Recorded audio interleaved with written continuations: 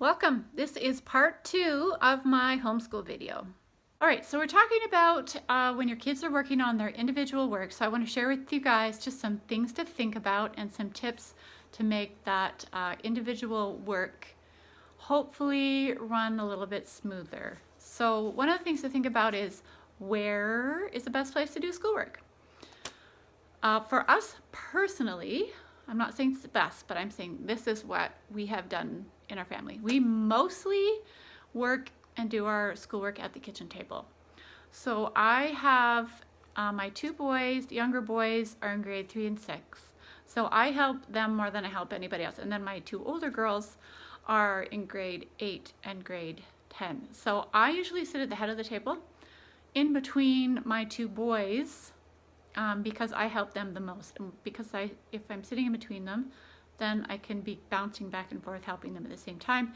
And then for the most part, my teenagers are at the other end of the table, and I'm still accessible to help them if they have any things they're close enough.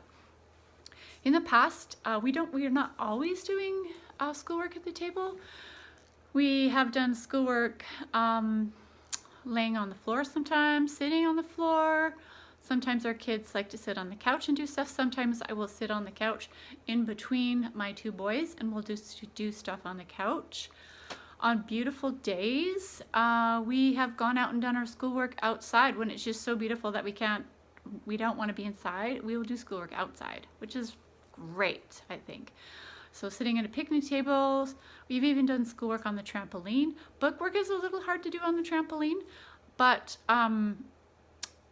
like reading is actually quite lovely to just sit out on the trampoline and read books out there. That is lovely. So it can look a whole bunch of different ways. Sometimes our kids, if they're trying to concentrate and other people are doing things like piano or whatever, sometimes my older kids will go downstairs and work in the family room. Sometimes my kids will even go and work at desks in their bedrooms, my older ones, not usually my boys.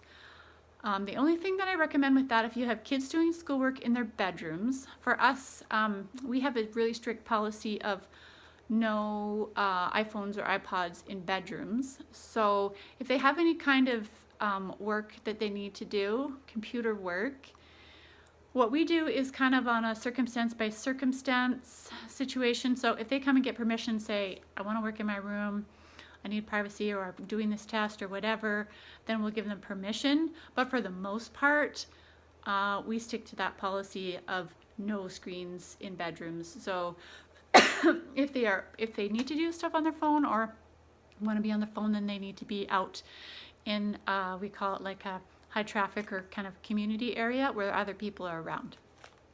So that's just kind of one thing to think about with schoolwork. All right, another question that you might have is, how do I get my kids to get their work done so that you're not, doing schoolwork until 5 o'clock or 6 o'clock or 7 o'clock at night? So some of the things that we do in our house, one little thing that I do with my younger boys is, if they're just feeling like, oh, they don't want to start, especially with, I'll say, English and math. So both my boys have English and math that they do every single day. My girls do their school by semester. So the boys find it a little bit more difficult to get through the English and math, especially my grade 3 boy. So sometimes something that we'll do is we'll say, okay, I'll let him pick what he wants to start on, if he wants to do his English first or his math first. And sometimes I will, he thinks, oh, this is going to take so long, I'm never going to get it done, and he kind of gets into a mood like that. So sometimes actually what I'll do is I'll have my phone and I'll say, well, let's see how fast you think that you could do this today. And I'll set the timer and we'll time him, and so that he can actually see how fast he can get it done. And a lot of the times he gets it done way faster than he thinks he's going to get it done. Another thing that we do is sometimes he can get his math and his English done back to back, but sometimes he's like, no, I can't do anymore. Or even sometimes he's in the middle of something and he starts to get a little squirrely, and so I'll say, do you need a break? We usually will try to get through either English or math, and then he will take a break, and we call it a play break. Sometimes if he gets a little bit squirrely and he's having attitude, then I'll sometimes say, I think maybe it might be a good idea to take a break. You need a play break. And so what we'll do is actually, I'll ask him, how much of a break do you need? How much playtime do you want? And, you know, maybe sometimes he'll say half an hour, and I might say, you know, that might be a little bit too long. And so we kind of negotiate, and we'll say, you know, he might say, then I might say, how about 15 minutes? And he might say 20, and then we go, okay, 20 minutes. And then I will go and set the timer for 20 minutes. He will go and have his play break and burn off some steam and get himself mentally prepared again and just get out of that mood that he's in. And then when the timer goes, then I call him and tell him the timer's up and it's time, we're going to get the rest of that work done. So that's another thing that can work really well, is setting a timer for your kids and saying, how fast do you think you can get this done? And let's time you, let's see. And you kind of make it like a game. Or when they're getting, they need a break, especially the younger ones. The younger ones, my older girls, they can go for a long time and not need a break. But my younger one, he can do like 1 or 2 things and then he needs a break. And that's fine. Give them the breaks that they want, but just make sure that the breaks aren't like, you know, an hour or 2 and then you're at 3 in the afternoon and you still have like, you know, 5 things left to do. Or anyways, so time those breaks. Another timing game that you can kind of use, make things a little fun rather than, you know, get this done, get moving and start snapping and shouting out commands, is when you're giving instructions. So let's say you say, okay, I want everybody to grab their binders and not grab their pencils. And so sometimes I'll do that. I give people instructions and people aren't really listening. They're talking to each other. They're laughing. They're not paying attention. So I'll say, I'll give them the instruction. All right, I want to get everybody to get their pencils, get their binders, and I'm going to time you and see how fast everybody can do that and be at the table. And so you're timing every single person. So everybody needs to be at the table with those things. You can do the counting, and when the last person's at the table, then, you know, that's how fast they did it. And that can work with other things too. So, you know, how fast everybody, you make a game out of it, how fast everybody can be at the dinner table to eat, or how fast everybody after dinner can get their dishes cleared and rinsed and in the dishwasher. I mean, you could use it for so many things. There's tons of applications for that, but kind of making a game out of it, and it's not necessarily a competition with each other. It's a game to see how fast everybody can work together and to get something done. You could even do that with small jobs, chores and things that need to get done. Just a tip. All right, so you may be asking yourself and feeling a lot of frustration with keeping track of kind of the calendaring for your kids, with a lot of your kids reporting to teachers and having classes at different times and tests and assignments due and all of that stuff kind of hanging over your head. So I just want to address that. So as far as, we talked a little bit earlier in the video about morning devotion. So having like a quick family meeting to talk about, this is what's happening for the day. This is what's happening at what time, or your kids can say, oh, I've got a class at this time, online class at this time. This assignment is due tomorrow, whatever. So in your, that morning devotion family meeting time, you talk daily about, this is what's happening today. This is who has this computer, that computer. You can talk about that. To keep track of it. So I know you could keep track of it on your phone, and I'm sure there's some great apps and stuff and things that you can use to keep track of that. I'm not like a super, I don't do a ton of stuff like that on my phone. I'm a paper girl. I like paper. So I love this calendar, More Time Mom's Family Calendar. I love it because the 2 pages is 1 month. So the columns each day, there's like a ton of space to write stuff. So I use this calendar. If you don't have this calendar or a great calendar, because the thing about this is I might look at it, like I have it up in my kitchen, and so I'll go over to it, but sometimes I forget to look at it, and then I'm like, oh shoot, this was, you're supposed to be doing this in 5 minutes, or oh, you're supposed to be doing this 5 minutes ago. So I have kept a planner for years, and I used to buy the really expensive what are those, Stephen Covey ones, but I've been making my own planners for years, just out of like coil binders. So this is like a 360 page binder, and so each page I just split into half. And so this is, what is this? This is Thursday of last week. So I'll split it in half, write the date on the top. On this side I write down things that I need to do for the day, and then calls I need to make, messages, computer. And then on this side is actually like what time specific things are happening. And I actually will keep this in front of me for most of the day. When I'm doing homeschool, I will have this at the table with me.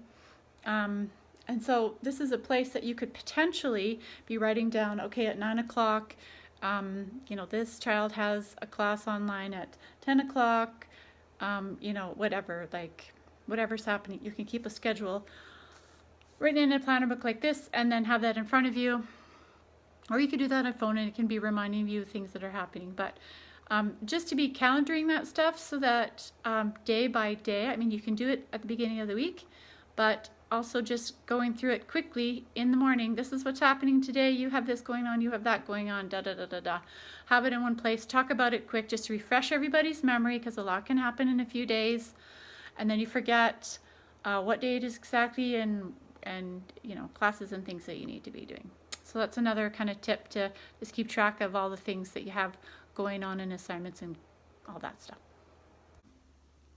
All right, another question that you might have is, what do I do when my kids need help and I don't know how to help them? Okay, so we know Google is your friend.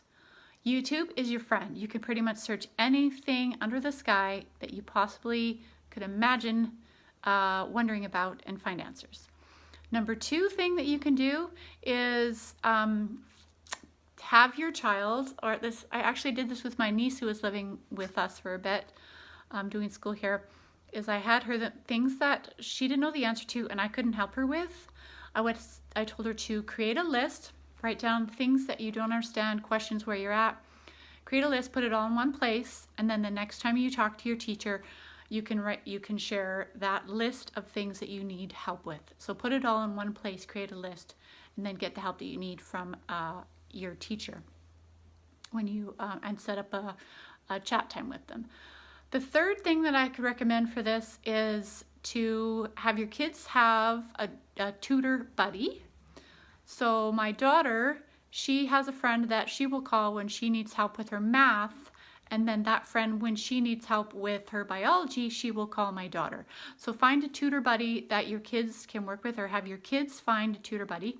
Or if you personally are really good, let's say at English, but you really stink at math, which is my case, although I've gotten better over the years, then you know, you could maybe pick another family that you work with. So, you know, then I would be willing to help some of the kids, you know, set up a FaceTime chat, help some of their kids, my friend's kids, with English. And then if her kids need help with, or my kids need help with math, then we would do vice versa, and my friend would help my kids. Does that make sense? Something you can try. All right, I want to share with you 2 quick tips of things that I learned from this book called House United, Teaching Self-Government by Nicolene Peck. So she was a homeschooler, and her husband actually fostered for several years, and were very successful with that. So one of the things that she talks about is giving instructions. So she talks about the idea of when you give an instruction, and before you give an instruction, you have a key word or something that you do that your kids know that you are getting their attention. So it could be that you clap your hands, or it could be that you snap your fingers, or for me, a keyword that I use a fair amount in my home is I will say the word freeze. And then I will say, I'm going to give you an instruction. So we're preparing our kids to be listening for the instruction that I have. And then the instruction might be, we're having dinner in 5 minutes and I need you guys to get the table cleared off and then set. And then what you do is you have your kids repeat that back to you so that you know that they heard you.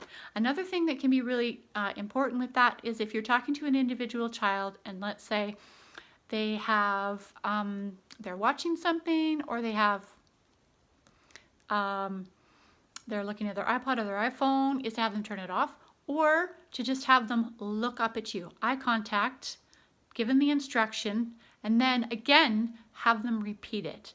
This can really solve problems that happen a lot of times when you've given an instruction and then, you know, your kids say, oh, I didn't hear you, Mom. You didn't say that. I didn't hear you. Or how many times my kids say that. And it drives me crazy. So if you give those proper instructions and have them repeat it back to you, you can save yourself from a lot of that happens. The second tip that I want to share with you is something that she calls disagreeing appropriately. And I seriously love this principle so much. So disagreeing appropriately basically is if your child wants to disagree with an instruction that you've given them, then they need to do it appropriately.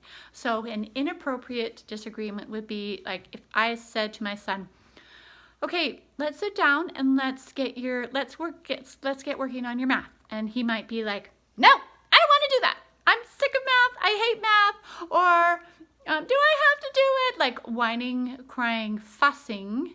And then, can I please do it tomorrow? You know, that kind of thing. Then I would say to him, well, I'm sorry, but you haven't disagreed appropriately. If you wanted to do it tomorrow or even later, you have to disagree appropriately with me. So disagreeing appropriately basically is he would have to talk like normal talk, not whiny talk in a normal voice and talk in a soft voice and just be like, so calm himself down, Mom, I'm not ready to do math right now. Is it okay if we maybe do it tomorrow? And I might say, no, I'm sorry, we have to do it today. But how about if we do math in maybe 15 minutes and maybe you go have a play break and then you can come in and then we'll get started on your math. Does that sound like a good idea? Okay, so disagreeing appropriately, they can't make a stink. They can't just be defiant. They can't whine and cry and fuss to get their own way. They have to calm down and they have to speak softly and in a clear voice and ask for the thing that they want or want to be changed. It's awesome. I love it. Okay, two other concepts that you might find helpful is inviting versus compelling, and the second one is love of learning. So a natural response for us as human beings is if someone pushes us. So if you're standing up and somebody actually pushes against you, what happens? You push back. And so that happens naturally with kids also. So when we're pushing, we're telling our kids, get your math done, get it done now. I don't care, just get it done. That's compelling. So a different approach that we could take, and I talked about this encouraging and inviting versus compelling a little bit previously, is instead of pushing, get it done now, because I said so, say, instead of the pushing, you take your arm and you put it around their arm and say, hey, why don't we get your math done? I'll come sit beside you and we can do it together and let's see how fast you can get it done. See the difference of get it done and get it done now, or invitation, inviting. Okay, way more powerful. Inviting and encouraging is way more powerful for your kids, and you'll see a lot more traction in your home with the inviting. The second one, love of learning. So that's something that I feel like we're lacking in our house right now, and it has been better in the past. And one of the things that we used to do, and we've gotten away from, but I want to get back to it, is inviting my children every day, and actually in their weekly planning sheets that I shared with you, is to have your kids pick one thing every day that they want to learn about, that they're excited about learning about. And a great way to kind of get the ball rolling with that is for parents to be able to do that. I know parents are really feeling like they have so much on their plates and trying to get their kids to get their school done and all these extra pressures at home, and it feels chaotic. But a great way to invite that love of learning is to have parents be doing it. And it doesn't even have to take a long time. The love of learning can be something that you do for 5 minutes. like sitting down and playing the piano, or reading a book or whatever. It doesn't have to take a long time, but just the fact that you do something that you really love or that you really want to learn about. And this can transform the feeling in our homes of, I hate school, I don't want to do it, I just want to get it done so I can play, to people, kids and families just being really excited actually about the things that they're learning about. And it can grow into other areas. And it really can be a beautiful thing to be a part of and have in your home. So I am going to be working towards that a little bit more in our home, because we're getting away from it. And it is a lovely thing to have. One more tip that you might find handy is, and we've talked about it a bit before, is have your kids get their schoolwork done first, then screen time comes after that. I tell my kids fairly frequently that screen time is not a right, it's a privilege, and it's something that they earn. So having them get their schoolwork done will actually help to probably keep them more focused on getting that work done, and then they have something to look forward to after, is their favorite show, or being able to get on and play an online game with their friends or whatever. So schoolwork first, screen time after. The last thing that I want to share with you before I wrap up this video is to remember that the most important thing is your relationships with your family members. So getting that assignment done, getting that test done, getting the work done by the end of the day is not worth butting heads and screaming at each other and having serious contention about. The most important thing is for family members to feel like they are loved and to feel connected. And so keep that in perspective. When you're feeling stressed, you're feeling frustrated, I know there's a lot of pressure on all of us right now, just remember to breathe. Just take some time to breathe. You can also go and have a timeout or have 5 minutes on your bed. You could go for a walk. Get yourself centered. Give your kids some time to cool down. Hug each other. That is an awesome tool to help strengthen relationships. It actually helps to decrease stress and just relax the brain. It's good for mental and emotional health, and that's what we need right now. We need to strengthen each other and lift each other and love each other, and we can get through this. We can do this. Keep in perspective that everybody's doing this. We're all in this situation right now. So if you feel like your kids are getting behind and you have all the stress on you, well, everyone else does too. So if we're all behind and we're all behind together, then who's actually behind? Everybody is. So what does it really matter, honestly? Just focus on, really, this is the most important. Focus on just loving each other and strengthening your home right now, strengthening your family culture. We can do this. You can do this. And thank you so much for watching today.